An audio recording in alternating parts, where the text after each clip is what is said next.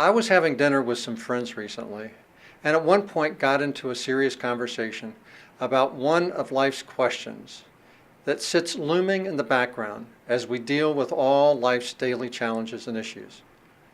Then something happens in our life. We lose a loved one. We're faced with a life-threatening illness, or we slip in our career and find ourselves asking the question, what's life all about?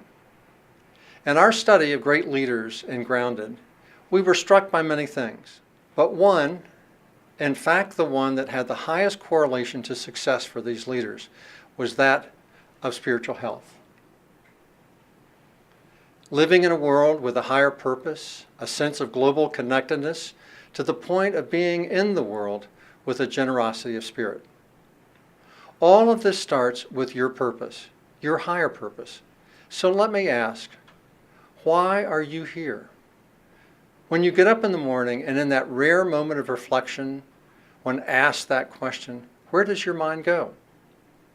Years ago, I was going through a lot of change in my life, including encountering a bout with cancer. I stumbled once again on this question, big time. And like most of us, I quickly moved to what I did in my work, for so much of our self-worth in today's society is defined by our careers and our business success. But then I went deeper. I started asking, what really matters to me in my life? And who are the people that shape and guide and nurture me? And I stumbled on two things, people and my music.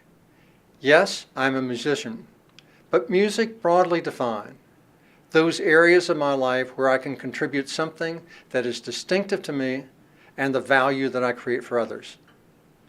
And in sitting with that question, what is the purpose of my life? I came up with a simple phrase, I am here to love people and share my music with the world. That was it. As soon as the words fell into order, they came alive. They became a compass and a North Star for everything I did that mattered and every important decision I've made. So let me ask, what's your North Star?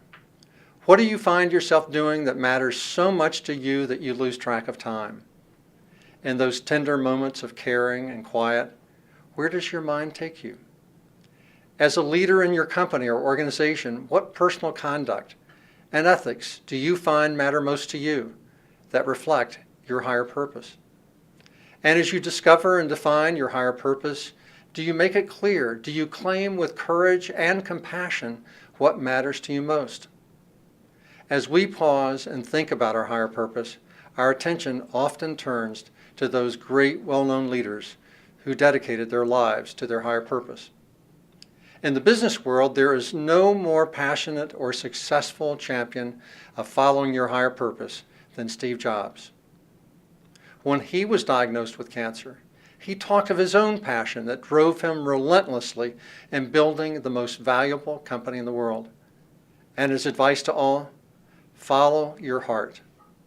And to those who hesitate to do this, to step back, to be tentative, he says, you have nothing to lose. Of those other giants on the landscape of great leaders, there's Mahatma Gandhi, the fearless Hindu leader and champion of Satyagraha, which means truth force and translates into nonviolent resistance to political and other forms of oppression. Gandhi championed this as a powerful means to achieve change, traveling the roads of India and challenging the authoritarian rule of the British in the early 1900s. And because of his unrelenting commitment to nonviolence, the country was ultimately freed from British rule, just 2 years after Gandhi's death from the bullet of an assassin. There's a beautiful statue of Gandhi outside the Embassy of India in Washington, D.C., depicting this thin man in modest clothing walking briskly. And the caption under the statue, my life is my message. What is your message? What is your purpose? How can you and how will you touch, shape, and inspire the lives of others around your higher purpose?